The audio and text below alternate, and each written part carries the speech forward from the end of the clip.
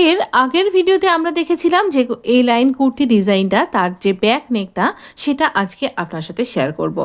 এই ব্যাক নেকটাতে আমরা নেকটাকে কাট করবার জন্য ফ্যাব্রিকটাকে নিয়ে নিয়েছি। আর এবার দেখুন আমরা এখানে দাগ দেব। এখানে 3 ইঞ্চি আমাদের নেকের ওয়েটটা ছিল। আর তারপর আমরা এখানে নিচ্ছি 2.75 ইঞ্চি নিচ্ছি। আপনি 2.5 ইঞ্চি বা 3 ইঞ্চিও নিতে পারেন। এবার এখানে একটা রাউন্ড নেক তৈরি করে নেব। এই রাউন্ড নেকটাকে আমরা এখানে এই ফ্যাব্রিকের স্ট্রিপের সাহায্যে কুর্তির পাশ থেকে যে ফ্যাব্রিকের স্ট্রিপগুলো পড়েছিল তার কিছুটা আমি ওই জয়েন্ট স্লিভে লাগিয়েছিলাম, আপনি নিশ্চয়ই দেখেছেন। আর তারপর কিছুটা অংশ আমরা এই নেকটা তৈরি করতে কাজে লাগাবো। এখানে আমি যে ফ্যাব্রিকের স্ট্রিপটা নিয়েছি তার একটা দিক আমাদের কিনারির দিক পড়েছে, তো এখানে উল্টো দিক রেখেছি, এখানে সোজা দিক এটা। আর সোজা দিকের সাথে আমরা এই ফ্যাব্রিকটাকে রেখেছি, এটাকেও সোজা করেই রেখেছি। দুটো সোজা দিক মুখোমুখি আছে, কিনারির দিকটা ধারে রয়েছে, তাই আমি আলাদা করে ফোল্ড করিনি। একটু 1/2 ইঞ্চি উপর দিকে বাড়িয়ে রাখবো। আর রেখে আমরা মেশিনের পায়ের 1 ফুট এই রকম ব্যালেন্স নিয়ে আমরা কিন্তু স্টিচ করাটা শুরু করব। এবার দেখুন এরকম দূরত্ব রেখে স্টিচ করছি।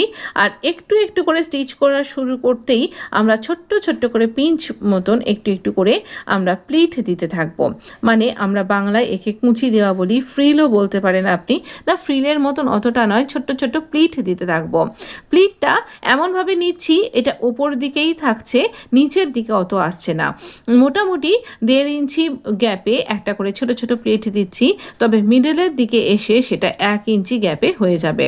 প্লিট আপনি এদিকে বা ওদিকে যেদিকে মুখ করেই হোক দিন না কেন, আপনাকে একটু একটু করে প্লিট দিতে হবে। না হলে কিন্তু সোজা স্ট্রিপ দিয়ে আপনি এইরকমভাবে রাউন্ড নেকটা তৈরি করতে পারবেন না। সবসময় আমাদের কাছে ওরে ফ্যাব্রিক কাটবার মতন ফ্যাব্রিক থাকে না, সেই ক্ষেত্রে কি আমরা নেক ডিজাইনটা কমপ্লিট করতে পারবো না? আপনি এইভাবে সুন্দর করে আপনি নেক ডিজাইনটা তৈরি করতে পারবেন। যেভাবে আমরা নেকের মধ্যে লেস লাগাই বা আমরা সোজা স্ট্রিপ লাগাই বা সেই রকমভাবেই নেকটা ফিনিশিং করছি আমি। এবার আমরা এক্সট্রা ফ্যাব্রিকে কাট করব। আর এখানে ছোট ছোট কাট করব নেকের অংশটাতে, দেখবেন যেন স্টিচটা কাট হয়ে না যায়। একদম যেখানে যেখানে প্লিট পড়েছে সেখানেও কাট করবেন, যাতে করে এটা কিন্তু সহজে টার্ন হয়ে যায়। আর সেই ক্ষেত্রে আপনাকে সাবধানে কাট করতে হবে যেন হাতে না লেগে যায় আর ফ্যাব্রিকটা কাট না হয়ে যায়, মানে সেলাইটাও যেন কেটে না যায়।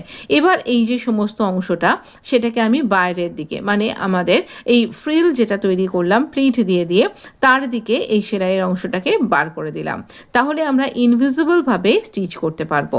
এই ইনভিজিবলভাবে স্টিচ করবার জন্য আমরা ওই ফ্যাব্রিকের স্ট্রিপের উপর দিয়ে এইখানে সেলাইটা তৈরি করব। এতে করে এটা আপনি ভেতর দিকে ঘুরে যাবে, টার্ন হয়ে যাবে, আর আপনার জন্য নেক ডিজাইনটা অনবদ্য তৈরি হবে।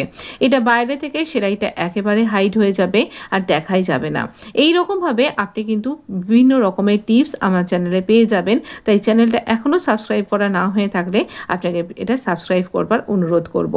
এবার দেখুন এটাকে ভেতর দিকে এটা এমনি টার্ন হয়ে গেল আপনি। আর এবার আমরা ফ্রন্ট পার্টের সাথে জুড়ে দেব।